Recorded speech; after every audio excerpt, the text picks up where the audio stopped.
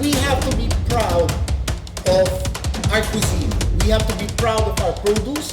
We have to be proud of our season. And this is what Filipino food is all about. And I've gone full circle. I'm back to studying our cuisine. I'm back to trying to discover what Filipino regional food can be like and how it can be reinterpreted and how we can serve this to our visitors.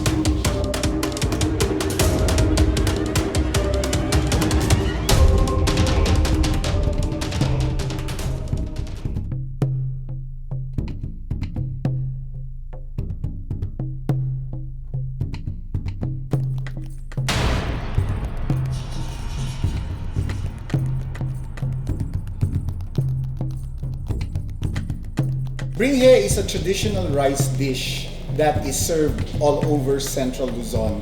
It is popular in the Bulacan and Kapampangan areas.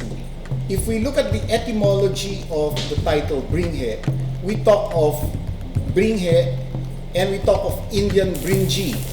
And because this is a rice-based dish flavored with turmeric, it has undergone several changes. It is cooked in coconut cream, it is wrapped in banana leaf, very much like a biryani, but it has a topping of adobo and it has a topping of Chinese sausage, raisins, and cashews, which gives it more Kapampangan feel.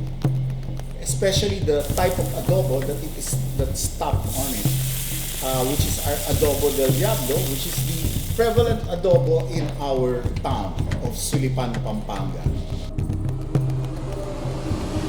We would like to contribute and show the modern interpretations that can be taken from a historical or a classical dish, and this can be reinterpreted in so many ways so that we have a dish that is non-static.